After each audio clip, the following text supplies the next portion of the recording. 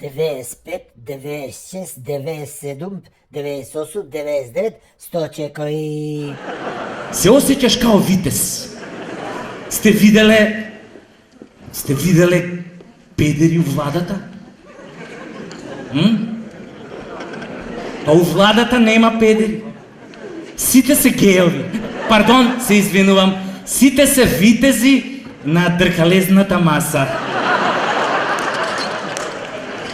Уствари, која си геј, тој има одредени предности. Например, сте виделе сиромашен геј? Не. Сте виделе невработен геј? Не. Сте виделе геј што нема пари да си ги плати сметките од топлификација и овај Евана? Нема. И стварно понекогаш ме нервираат овие нашиве геови тука што како некои пешковци се жала дека се граѓани од втор ред. Се извинам, а ви у вториот ред како се осеќавате? У Македонија, луѓето погрешно мислат дека педерот 3 пути се станува. Тоа не е точно. Еве, јас станав педер уште од првиот пут. Ама јас сум роден да бидам педер. Ама има некои што не се раѓаат као педери, туку стануваат такви чекор по чекор. Да кажеме у 100 чекори.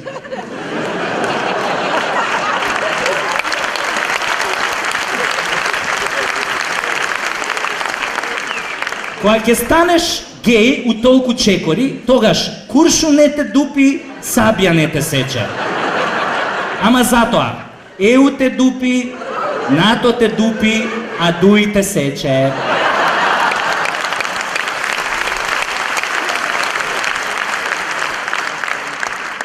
Инако јас сум се родил под многу интересни сомнителни околности. И тие околности некако ја одредија мојата геј судбина. Уствари, јас 2 пати се родив. Мајка ми, знам, беше била трудна, ја не знам, него била трудна, ми кажувале, тамо негде 8,5 месеци, било зима, се враќале со татко ми од гости и не работел лифтот, зеле пешки да се качуваат нагоре и некаде на 10-тиот кат на мајка ми пука водењакот, ја фаќаат болови, легно е тука на скалите и почиња да ме пораѓа. Татко ми у паникат се трчал на 12-тиот кат кај што сме живееле да се јави на брза помош. Се јавил на брза помош и се симнал доле кај на мајка ми на 10-тиот кат кај што се пораѓала да земе како секој добар сопруг и дошол кај неа и почнал онака баш да ја бодри.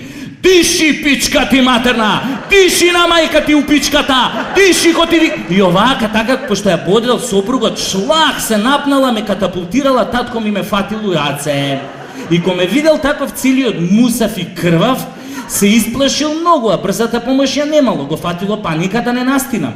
И замислете, наместо да ме... И решил да ме врати таму од кај што сум дошол. Арно, ама, у паниката, наместо да ме вратил на мајка ми пичката, тој бутал и ме набутал у она погрешното место. За малку ке сум се угушал. Среќа дошле овие од брзата помош и ме извадиле. Ете така 2 пати сум се родил.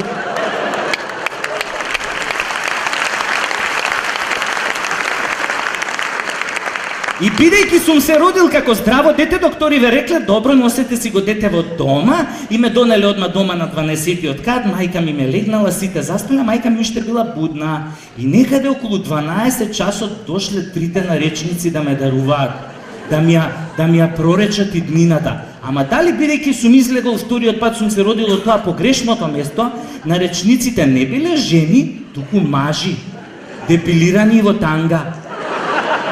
Се викале ја пешко, ти пешко и тој пешко. И прво ме зел овој првиот, ама јас сум вриштел, и овој ко сум вриштел ме дал на вториот. Јас не сум престанал со вриштење, овој ме дал на третиот. И третиот ко ме зел, јас пошто не сум престанал да вриштам, рекол, колеги, малиов ќе биде откол накол. После ме зел овој вториот и пошто ја не сум се смирувал со вриштење, само ме штипнал за газето и како ме штипнал, ја одма сум престанал.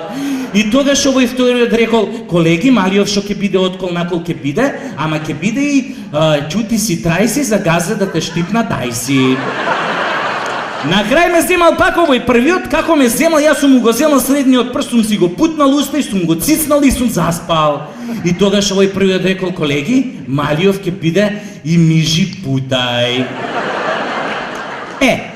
Мајка ми го слушнала пророштвото на трите мажи на речници, ама не сакала да му каже на татко ми, зашто знаела татко ми каков ден нормален и дека нема да биде многу среќен. Арно, ама зборовите од тоа пророштво после изгледа се овистинија. Само требаше да дојде денот за тоа. А првиот знак дека пророштвото ќе се овистини беше кога имав 12 години. Си дојдов дома, целиот уплакан, му викам на татко ми поправа ме виде уплакан, ми вика, што е бе, што ти се случи? Му викам, тато, едно другарче умало ми рече дека сум педер.